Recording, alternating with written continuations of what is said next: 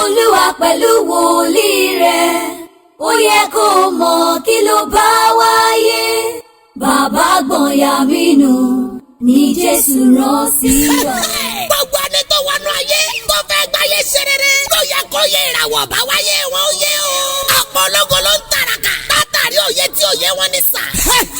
Ẹ kú oríire. Olúwa wa ti lànà àbáyọ fúnra rẹ̀. Pẹ̀lú wòlíì ọlọ́run alààyè. Bàbá gbẹ̀yà mínú aka àṣírí ìràwọ̀. Ọlọ́run ti kó bàbá ìfún àkúrẹ́rẹ́. Àṣírí tọrọ mọ́ ìràwọ̀. Àtọ́sù pẹ̀lú ọjọ́ ìbáwáyé ẹnì kọ̀ọ̀kan. Àṣírí ìràwọ̀. Mystery of God. Gbogbo ọmọ tá a bí láti 21 March gbogbo tó lọ fi dé 19 April ìràwọ̀ iná ni wọ́n tá à ń pè wọ́n ní Aries. Gbogbo ọmọ tá a bí láti 20 April títí lọ fi dé 20 May ìràwọ̀ erùpẹ̀ ni wọ́n tá à ń pè ní Taurus. Gbogbo ọmọ tá a bí láti 21 May títí lọ fi dé 20 June ìràwọ̀ afẹ́fẹ́ ni wọ́n tá à ń pè ní Gemini. Gbogbo ọmọ tá a bí láti 21 June títí lọ fi dé 22 July ìràwọ̀ omi ni wọ́n tá à ń pè ní Cancer. Bí ẹnìyẹn sà ìtọ́wò làmọ́dé dùn ọbẹ̀. Tọ́tọ́ lọ́kọ̀tà ló yẹ kó fẹ́. Irú ìràwọ̀ wo ló lè fẹ́ra wọn? Ìdánsá wọn ó yára máa fọ́lọ̀ ẹ̀ lórí Facebook, Instagram tàbí kó subscribe ní YouTube. Àṣírí ìràwọ̀ Mystery of Stars ní kẹ́ sẹ́ẹ̀tì fún tàbí kẹ́ máa pè 08054353629. Ẹ lè sẹ́ndí date of birth. Oṣù àtọ́jọ́ tẹ́ ẹ wáyé sórí WhatsApp nọ́mbà yẹn. Ọ̀fẹ́ ni wọ́n máa sẹ́ndí fídíò àṣírí ìràwọ̀ tí ẹ sí ọ. Kí ni ìràwọ̀ tí Jésù ń lò? Ẹja sọ nípa rẹ̀. Ṣèbí èní ni ọjọ́ ìbí Jésù tí wọ́n celebrate káàkiri àgbáńlá ayé. Ẹja sọ nípa ìràwọ̀ Jésù Olúwa àti ìràwọ̀ Johanu. Kí ló pa Jésù àti Johanu pọ̀? Sórí tó o bá ti mọ àṣírí kan, ó lè padà má jẹ́ kó mọ ohun tó yẹ kí ìwọ gan ṣe nínú ilé ayé tó wáyé. Ṣòro pé ìwọ ló kọ́kọ́ lo ilé ayé ni. Ìwọ kọ́ ló kọ́kọ́ lo ilé ayé. Ìwọ dẹ̀ kọ́ ló lò gbẹ̀yìn. Ẹ jẹ́ kí n sọ díẹ̀ nínú ẹ̀. Àbí Johanu àbí ní June 24 èyí tó fọ̀lù sí abẹ́ ìràwọ̀ omi tá a pè ní kásà omi àgbàrá.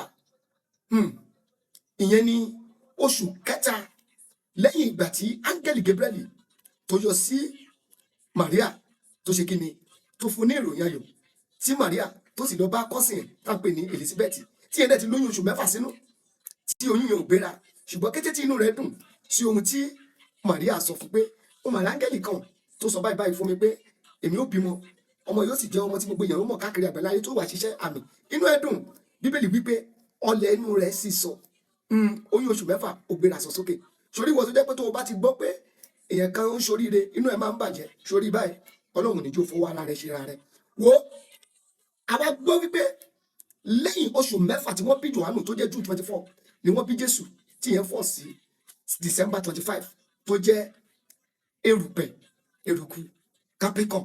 Ẹ jẹ́ mọ̀ pé omi àti erùpẹ̀ ṣe wá rí pé wọ́n papọ̀ báyìí. Kí wá nìdí tí Jésù fi ń wá Johanu? Torí wípé láti age 12 ni wọ́n ti gbẹ́sẹ̀ lé ohun tí Jésù wá ṣe láyé. Ṣùgbọ́n nígbà tó gbààwẹ̀ tó gbàdúrà iye rẹ̀ ṣí Ọlọ́run sì fi ìran hàn. Ìyẹn ló wá Johanu kiri. Ó wá pàdé Johanu. Òun àti Johanu wọ́n jọ wọnú ara wọn. Johanu Baptist ọ̀run ṣí fún.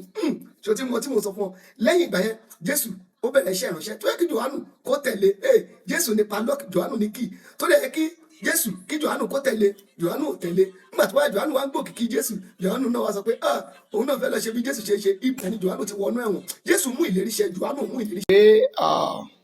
Gbogbo èèyàn náà kọ́ lálé lórí ọ̀fẹ́ láti dá lóhùn kíákíá gbogbo ènìyàn lá lórí ọ̀fẹ́ láti dá lóhùn bọ̀ kíákíá gbogbo èèyàn kan náà lá lórí ọ̀fẹ́ láti dá lóhùn kíákíá nítorí pé àwọn mẹ́sẹ́jìsì yẹn bó ṣe ń wọlé à ń dá wọn lóhùn àwọn mẹ́sẹ́jìsì yẹn dẹ̀ pọ̀ gan jọ ẹ má bínú.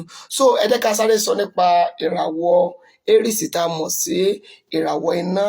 Gbogbo ẹ̀yin ọmọ tá a bí láti 21 March títí tó lọ fi dé 19 April ìràwọ̀ iná lẹ̀ ń lò. Gbogbo ọmọ tá a bí láti 20 April títí tó lọ fi dé 20 May ìràwọ̀ erùpẹ̀ lẹ̀ ń lò à ń pè wọ́n ní Taurus. Gbogbo ọmọ tá a bí láti 21 May títí tó lọ fi dé 20 June ìràwọ̀ afẹ́fẹ́ lẹ̀ ń lò à ń pè wọ́n ní Gemini.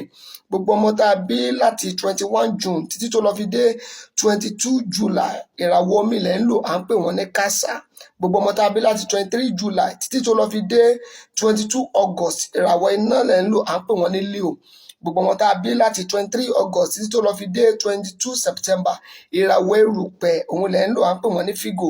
Gbogbo ọmọ tá a bí láti 23 September títí tó lọ fi dé 22 October ìràwọ̀ afẹ́fẹ́ lẹ́ ń lò à ń pè wọ́n ní Libra.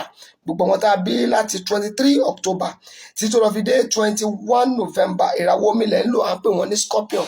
Gbogbo ọmọ tá a bí láti 22 November títí tó lọ fi dé 21 December ìràwọ̀ iná lẹ́ ń lò à ń pè wọ́n ní Sagittarius. Gbogbo ọmọ tá a bí láti 22 December títí tó lọ fi dé 19 January ìràwọ̀ erùpẹ̀ lẹ́ ń lò à ń pè wọ́n ní Capricorn.